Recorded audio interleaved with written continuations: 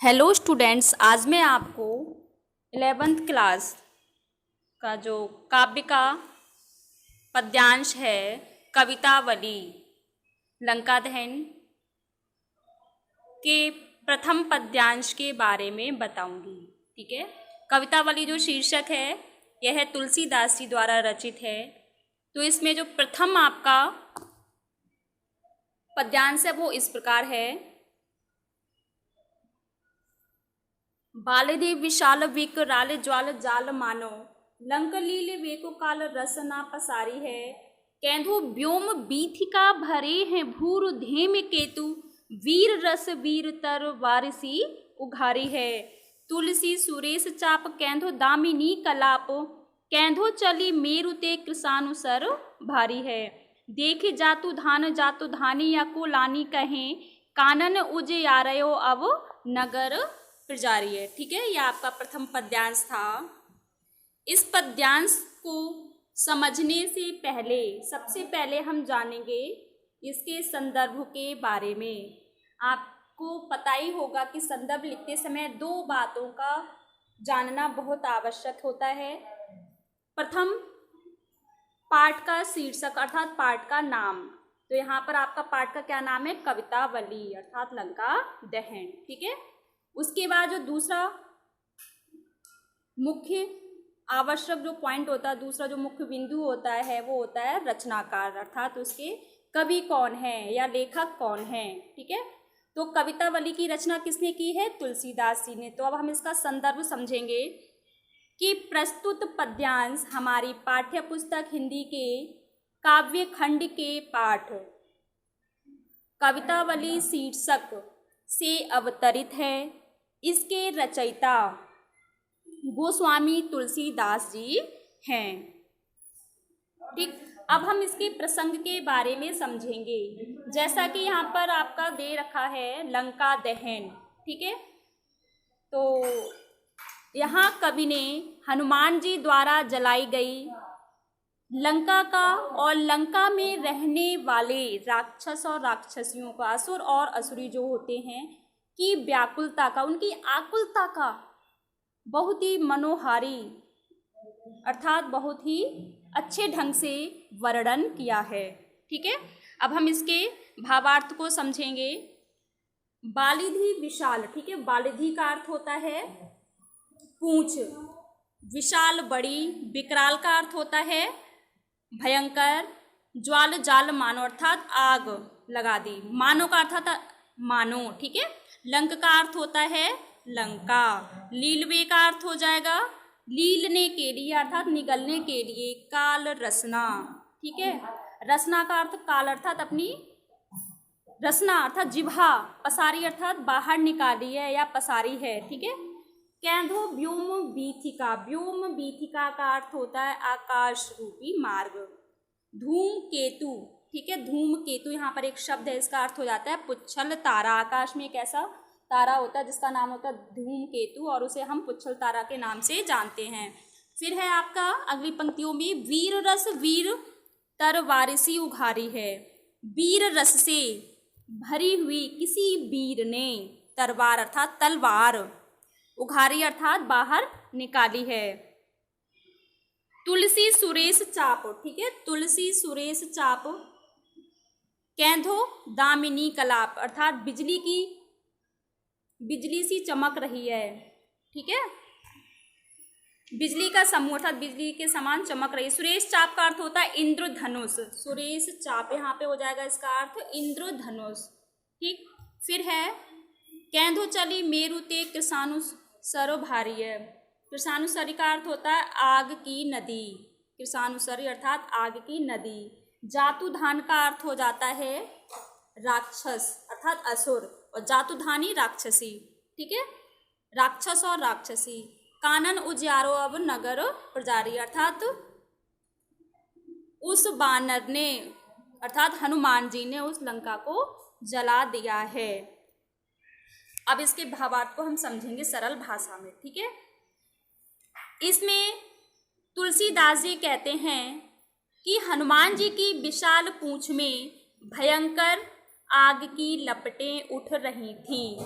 ठीक, उन्हें देखकर ऐसा लग रहा था, ऐसा प्रतीत हो रहा था मानो लंका को निगलने के लिए, ठीक है, मानो लंका को निगलने के लिए काल, काल का अर्थ हो जाता है मृत्यु, अर्थात मृत्यु ने अपनी जिह्वा अर्थात जीभ को बाहर निकाल दिया हो, ऐसा प्रतीत हो रहा था।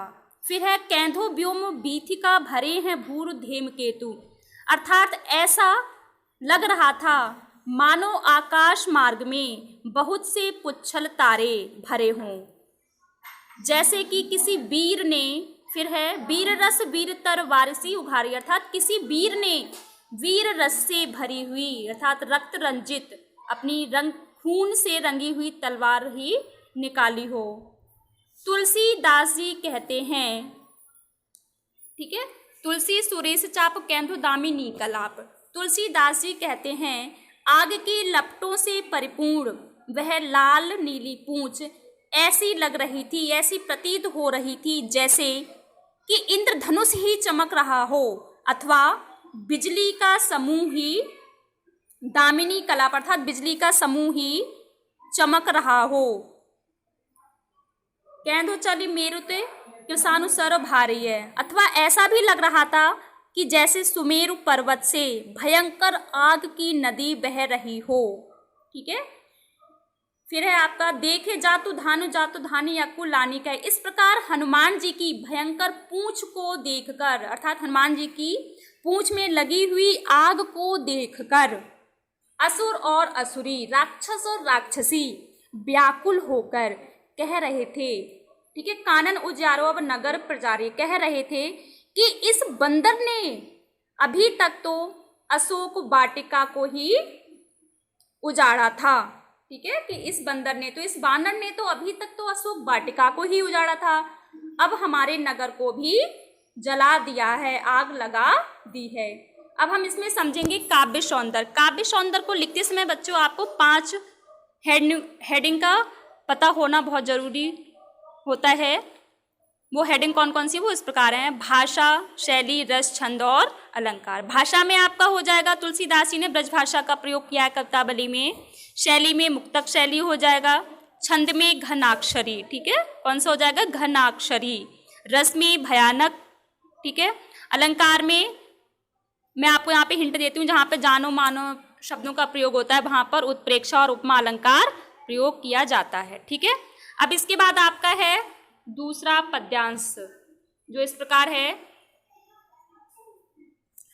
हाट वाट कोट ओट अटनी अगार पौरी, खोरी खोरी दौरी दौरी दीन ही अति आगी है, आरत पुकारत संभारत न कोऊ काहू, व्याकुल जहाँ सो तहाँ लोग चले भागे हैं, बालदी फिराबे बार बार जहर आवे झरे, बूंदियासी लंक पिघलाई पाग पागे हैं, तुलसी बिलोक अकुलानी जातु धानी कहें, चित्रहूँ के कपिसो निशाचर न लागे हैं, ठीक है। यहाँ पर इसका अर्थ समझेंगे। हाट बाट, हाट का अर्थ होता है बाजार, बाट का अर्थ होता है मार्ग रास्ता, कोट का अर्थ होता है किला, और यहाँ पर है अटनी अर्थात ऊंची ऊंची अटारियाँ, अगार का अर्थ होता है आग, ठीक है, खोरी खोरी, खोरी खोरी का अर्थ होता है गली गली में, ठीक है, दौड़ी दौड़ अर्थात दौड़ दौड़ कर, दीनी मतलब लगा देना, अति मतलब ज्यादा, आगी है मतलब आग को लगा देना, ठीक। इसके बाद है आरत पुकारत, आरत का अर्थ हो जाता है दीन दुखी, पुकारत अर्थात पुकारते हैं, संभारत ना अर्थात कोई किसी को नहीं संभालता, संभारत का अर्थ होता है न संभालना, को काहे कोई किसी को, व्याकुल जहाँ सो तहाँ लोग चल भागे हैं, व्याकुल जो जहाँ व्याकुल है तहाँ वो वहाँ, ठीक है, व्याकुल जहाँ, जो जहाँ व्याकुल है, जहाँ मतलब जो जिस स्थान पर व्याकुल है तहाँ का अर्थ होता है वह वहाँ से चल भागा है अर्थात वह वहाँ से हट गया है। बालधी फिरावे, बालधी अभी जैसा मैंने आपको बताया था इसका अर्थ होता है पूंछ, ठीक है, बालधी फिरावे, वह अपनी पूंछ को, कौन, हनुमान जी, वह अपनी पूंछ को बार बार ऐसे घुमा रहे थे जैसे उसको अपनी आग को लंका में फैला रहे हों, ठीक है, बूंदिया सी लंक पिघलाई पाग पागे है। ठीक, यहाँ पर है पाग। पाग का अर्थ होता है चाशनी बनाई। पागना कहते हैं ना कि हमने चाशनी बना ली, तो यहाँ पर अर्थ हो जाता है चाशनी बनाना। पागना अर्थात चाशनी बनाना। ठीक है। तुलसी बिलोक अकुलानी जातु धानी कहे। ठीक है। तुलसी आगे तुलसीदासी कहते, बिलोक मतलब यह देखकर, आकुल, यह सब देखकर, उस आग को देखकर, व्याकुल अर्थात आकुल, राक्षस और राक्षसी कहते हैं। चित्रहूं के, चित्र के भी अर्थात चित्र के भी। कपि का अर्थ होता है बानर से, बंदर से। निशाचर न लागे हैं। ठीक है। निशाचर न लागे हैं अर्थात चित्र के भी बानर को अब हम नहीं छेड़ेंगे। तो अब इसका भावार्थ समझेंगे हम।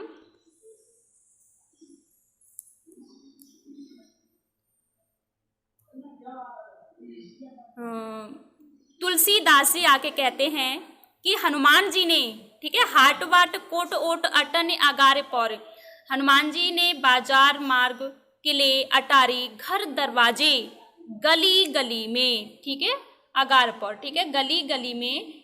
फिर है खोरी खोरी दौड़ी दौड़ी दीन ही अति आगे अर्थात गली गली में दौड़ दौड़ कर आग प्रज्वलित कर दी है। ठीक है। अति आग अर्थात भयंकर आग प्रज्वलित कर दिया अर्थात आग लगा दी है। फिर है आरत पुकारत संहारत न को काहू, उस आग से पीड़ित होकर, उस आग से दुखी होकर, व्याकुल होकर एक दूसरे को सहायता के लिए पुकारते हैं। ठीक। व्याकुल जहां सो तहां लोग चल भागे हैं, किंतु वहां कोई किसी को संभाल नहीं रहा, सब अपनी अपनी रक्षा करने में लगे हैं। अर्थात जो जहां व्याकुल होकर अपनी जान बचाने के लिए भाग खड़ा होता है, ठीक है, वह वहीं से अपनी जान बचाने के लिए हट जाता है। अर्थात जो जहां व्याकुल है वह वहीं से अपनी जान बचाने के लिए, अपने प्राणों की रक्षा करने के लिए भाग जाता है। हनुमान जी बार बार अपनी पूंछ घुमाकर झाड़ते हैं। बालदी फिरावे बार बार जहरावे, अर्थात हनुमान जी बार बार अपनी पूंछ को घुमाकर झाड़ते हैं, जिससे बूंदियां सी लंक पिघलाई पाग पागे, अर्थात जिससे चिंगारियों बूंदों के समान झड़ रही हैं, उनकी जो पूंछ से जो चिंगारियां गिर रही हैं वह बूंद के समान झड़ रही हैं, मानो वे लंका को पिघलाकर उसकी चाशनी बनाकर उन बूंदियों को उसमें पागेंगे। अर्थात जो हनुमान जी की पूंछ से जो चिंगारियां अर्थात बूंदियों गिर रही थी वह उसमें उसको पागेंगे। तुलसीदासी कहते हैं आगे, तुलसी बिलोक अर्थात तुलसीदासी कहते हैं कि लंका की ऐसी दशा को देखकर जातु धानी कहें, अर्थात लंका की ऐसी दशा को देखकर राक्षसियां व्याकुल होकर, आकुल होकर अर्थात परेशान होकर कहती हैं कि अब चित्रहूं के कपिसो निशाचर न लागे हैं, कि अब लंका में कोई भी राक्षस राक्षसी चित्र के बानर से अर्थात बंदर से छेड़छाड़ नहीं करेगा। ठीक है। ये आपका इसका भावार्थ था। अब काव्य सौंदर्य में जैसे मैंने आपको 5 मुख्य हेडिंग बताई थी, जो है भाषा, शैली, रस, छंद और अलंकार। ठीक है। भाषा में हो जाएगा आपका ब्रजभाषा, शैली में मुक्तक हो जाएगा, रस में भयानक रस और छंद में मैंने आपको प्रथम पद्यांश में जैसे बताया था घनाक्षरी छंद हो जाएगा, और अलंकार में उत्प्रेक्षा, अनुप्रास और अतिशयोक्ति अलंकार।